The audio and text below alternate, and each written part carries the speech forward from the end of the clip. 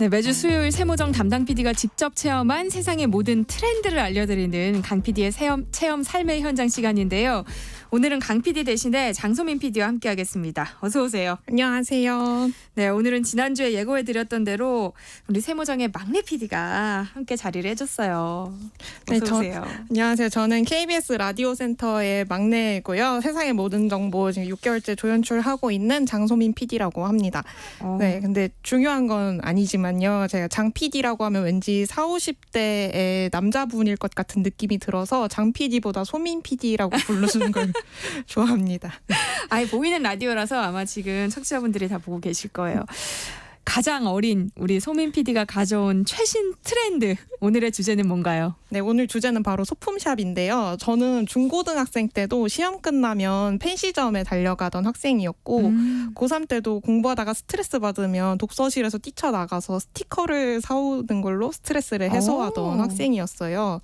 그런 10대 시절을 보내고 20대가 되어서 제 눈을 번쩍 뜨이게 한 게 바로 소품샵이었는데요.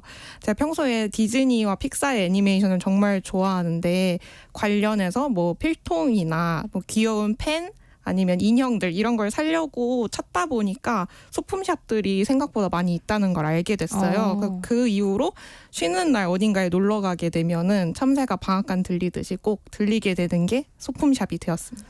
저처럼 소품샵이 뭔지 잘 모르는 분들을 위해서 간략하게 설명을 좀 해주세요. 네, 인터넷에 소품샵이라고 검색해보면은 정확하게 정의를 내려놓은 게 없더라고요. 그래서 그냥 일단 소품의 사전적 정의를 보면은 주로 장식용으로 쓰이는 작은 물품 이렇게 나오거든요.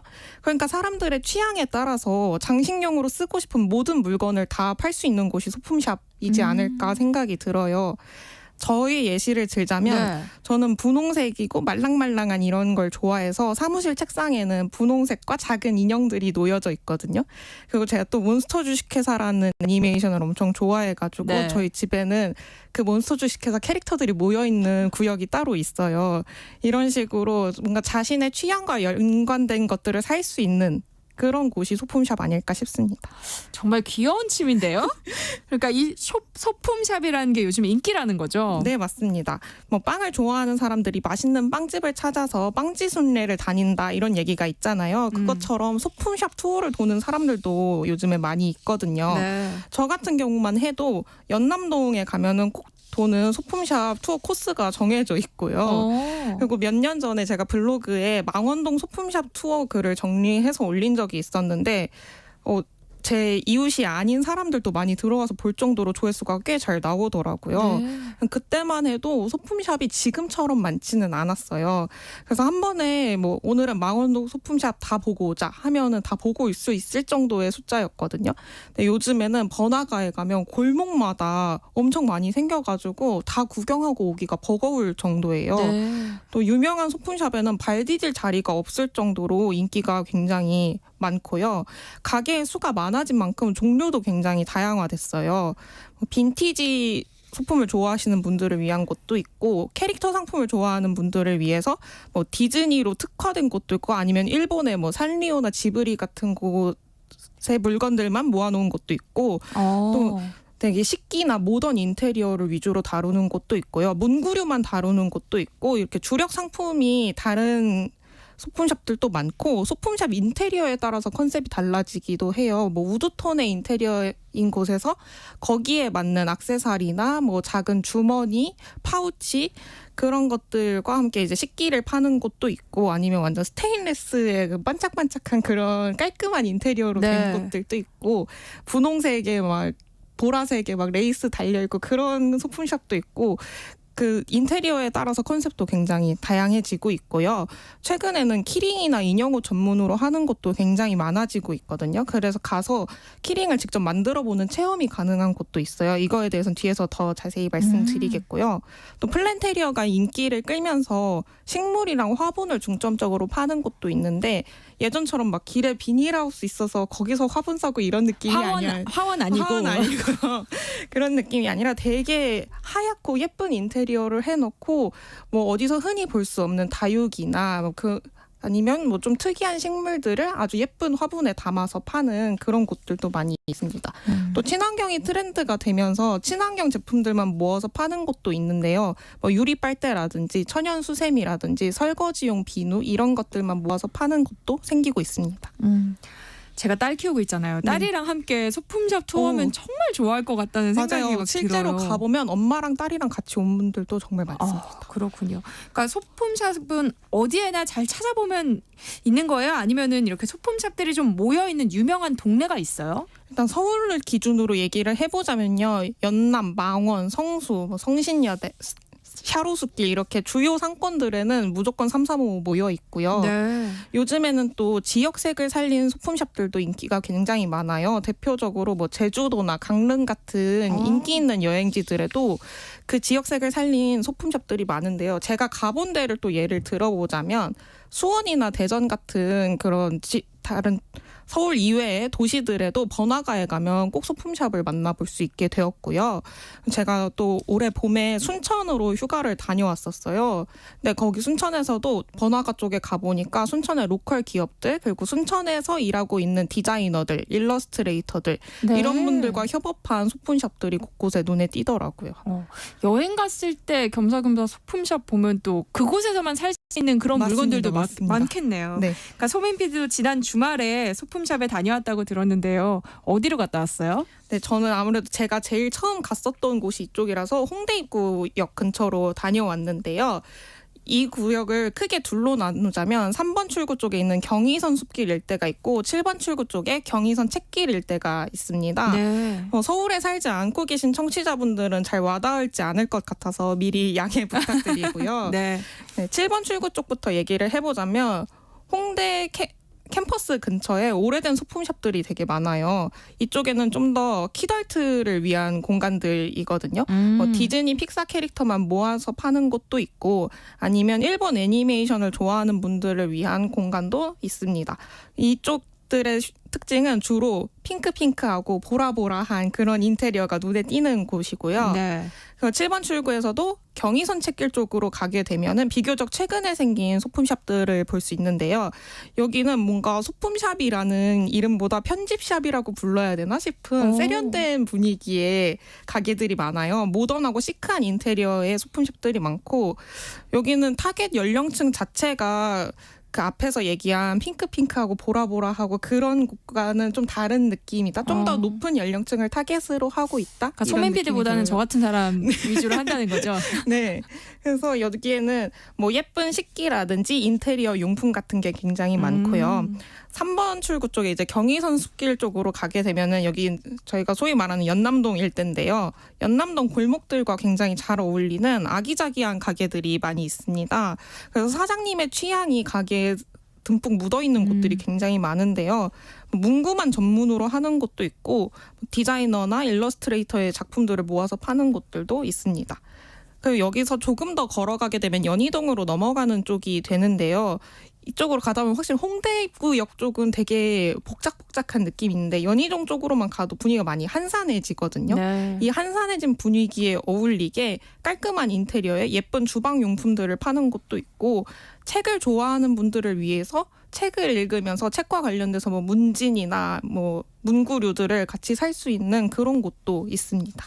그중에서 몇 군데 추천할 만한 곳이 있을까요? 사실 제가 앞에서 얘기한 곳들이 다 제가 너무 좋아하는 곳들인데요. 그중에서도 특별한 좀 특이한 곳들을 소개를 해보자면요. 네. 7번 출구 홍대 입구역 7번 출구 쪽에 장난감 백화점 컨셉을 한 가게가 있어요. 여기는 입구부터 굉장히 특이하게 생겼고요.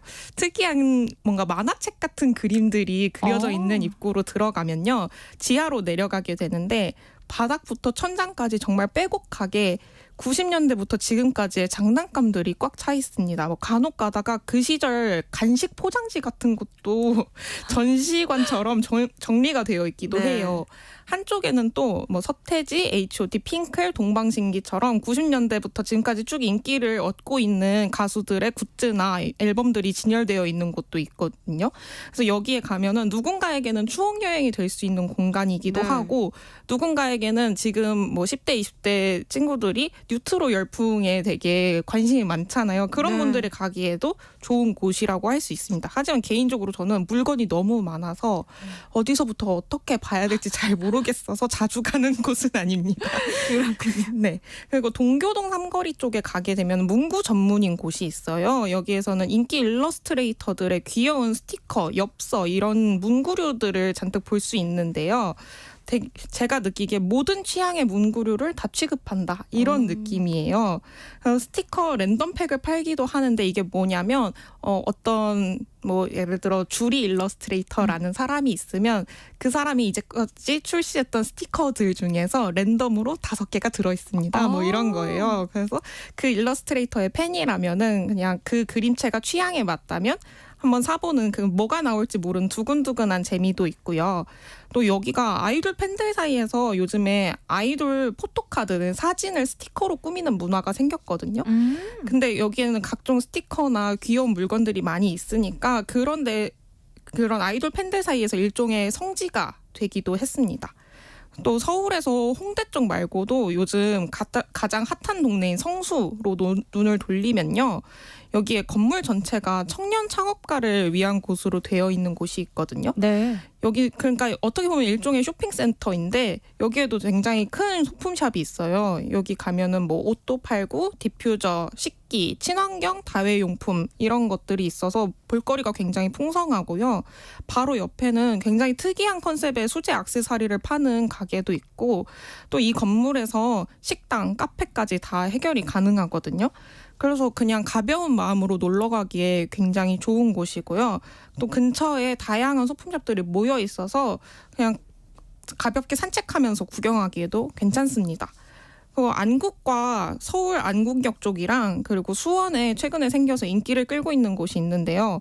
여긴 바로 그 픽사 그 영화사의 캐릭터를 컨셉으로 안국점 같은 경우에는 한옥에 토이스토리 캐릭터들이 모여 있고 수원점 같은 경우에는 입구에서부터 몬스터 주식회사 캐릭터들이 저희를 기다리고 있는 인테리어가 눈에 띄는 곳입니다. 온갖 디즈니와 픽사의 캐릭터 상품들을 팔고 있고요. 여기에는 랜덤 뽑기 상품들이 굉장히 많이 있어요. 그래서 뭐가 나올까 두근두근해 하면서 상품을 사는 재미도 있고 인테리어가 가장 눈에 띄는 곳이죠. 아무래도 안국점 같은 경우에는 한옥 안에 이렇게 미국 캐릭터들이 가득 있으니까 그게 좀 이색적인 느낌도 있고요. 또 여기서 카페도 같이 하고 있어서 앉아서 쉬면서 맛있는 디저트도 먹을 수 있습니다. 소품샵 가면 서민 PD처럼 이렇게 젊은 여자들이 가장 많아요? 5년 전만 해도 확실히 그랬었거든요. 거의 제 또래의 여자분들이 대부분이었고 아니면 간혹 가다가 커플들이 데이트하는 경우도 많이 봤는데요. 언젠가부터 초등학생, 중학생 친구들도 정말 많이 보이고요. 또 그런 학생들을 데리고 온 보호자들도 많이 보여요. 그리고 요즘에는 남자들끼리도 와서 그냥 필요한 거 사가는 경우도 많이 있는 것 같아요. 남녀노소의 경계가 많이 사라지고 있고요. 보호자들의 모습이 많이 변하고 있다는 걸 제가 느낀 게 예전에는 아이는 계속 더 사고 싶어하고 보호자는 말리고 아 이런 걸 왜 사는 거야 사가서 뭐하게 이렇게 하는 경우가 많았는데 요즘에는 주말에 소품샵에 가보면 막 딸보다 더 소품샵을 열심히 구경하고 있는 엄마가 눈에 띄기도 하고요. 그리고 제가 아는 지인 중에서는 본인이 어릴 때 마음껏 사지 못했던 그런 한이 남아서 딸한테 아낌없이 사주는 그런 분도 있습니다. 그게 곧 제 모습이 되는 건 아닐까. 아, 소품샵 한번 갔다가는 진짜 지갑 열려서 올 것 같은 느낌이 막 드는데 그래도 소품샵에서 여전히 제일 많이 보이는 건 제 또래이긴 해요. 그럼 성별 경계는 확실히 없어진 것 같아요. 그렇군요. 이 소품샵이 2030에게 특히 인기 있는 이유는 뭘까요? 제가 그 기사를 찾아봤는데 어떤 전문가는 어른일지라도 대부분 애착에 대한 결핍이 있고 예전에는 그런 걸 감췄다면 요즘 젊은 친구들은 밖으로 드러내는 편이다. 애착 대상으로서 인형을 늘 소지하고 마음의 위안을 얻는 것으로 보인다. 이런 분석을 하는 분이 있더라고요. 일부 공감하는 부분들도 있습니다. 근데 네. 또 다른 이유도 있긴 한 것 같아요. 예전에 저희 수요일 한낮의 과학실 코너에서 푸바오를 얘기를 하면서 네. 인간은 본능적으로 귀여운 걸 좋아하게 되어 있다는 얘기를 한 적이 있잖아요. 네, 그게 과학적인 거라고 하셨죠. 맞아요. 그래서 그런 귀여운 걸 갖고 싶어하는 인간의 본능과도 관련이 있는 것 같고요. 또 어릴 때 부모님이 사지 말라고 해서 사지 못했던 것들이 경제력이 생기자 마음껏 사는 그런 키덜트 문화와도 맞닿아 있다고 생각하고 뉴트로가 유행을 하면서 Y2K, 2000년대의 감성을 느끼고 싶어서 그런 감성의 소품샵들을 찾아다니시는 분들도 있는 것 같아요. 그리고 지지난주에 디저트 유행에 대해서 이야기를 했었잖아요. 네. 적은 돈으로 만족감을 느끼기 좋고 그 개성을 뽐낼 수 있다라는 게 또 큰 이유라고 생각을 해요. 여기에 맞닿아 있는 게 키링 유행인데요. 요즘에 가방이나 어딘가에 키링을 주렁주렁 달고 다니는 분들 정말 많잖아요. 네. 그런 식으로 작은 돈으로 나의 개성을 마음껏 뽐내기에 너무 좋은 게 키링이고 그런 키링을 보통 소품샵에서 파니까 소품샵에 많이 가지 않나 싶습니다. 또 작고 예쁜 거를 좋아하는 걸 사람들이 확실히 이 작고 예쁜 걸 좋아하는 사람들은 소품샵을 길에서 보면 지나치기가 좀 어려운 힘들죠. 것 같아요. 제가 좋아하는 소품샵 중에 한 곳 사장님 인터뷰도 제가 해왔습니다. 요즘에 소품샵들이 인기가 되게 많은데 인기 비결이 뭐라고 생각하시는지? 다른 곳은 잘 모르겠는데 저희 같은 경우는 요즘에 개인 디자이너 브랜드들이 워낙 많은데 저희는 그런 디자이너 개인 브랜드들이 입점을 해서 좀 다양하게 편집샵 형식으로 운영을 하다 보니까 다양한 소품들을 좀 한 공간에서 볼 수 있어서 인기가 많은 것 같아요. 그리고 새로 생겼다가 망하는 소품샵들도 되게 많잖아요. 그거에 주된 이유는 뭐라고 생각하세요? 아무래도 좀 많이 따라하다 보니까 저희는 한 5년 차거든요. 저희를 이제 모티브로 삼아서 생기는 소품샵들이 굉장히 많았어요. 근데 이제 코로나 때 좀 많이 없어지고 아무래도 좀 개성이라기보다는 좀 비슷하게 좀 우후죽순으로 많이 생기다 보니까 그렇게 된 것 같아요. 제가 알기로는 구경만 하고 네네. 안 사거나 네. 이런 손님들 되게 많다 그랬는데 그런 거에 대한 고충은 없으신지? 연남동 같은 경우는 놀러 많이 오시는 곳이다 보니까 뭐 구경만 하시는 것도 저도 그렇게 하기 때문에 괜찮아요. 워낙 많이 와주시니까 또 즐거워하시니까 네. 네 괜찮습니다.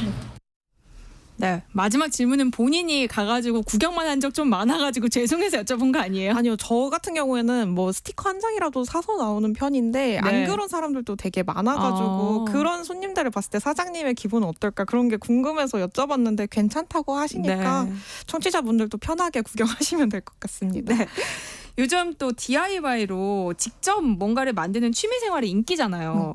이것도 소품샵의 유행과 연관이 있다면서요? 네, 요즘에 원데이 클래스로 직접 만드는 취미를 갖는 사람들이 정말 많은데요. 네. 뭐 가죽고개, 뜨개질, 도예, 맞아요. 뭐 터프팅, 향수도 직접 조향하기도 하고요.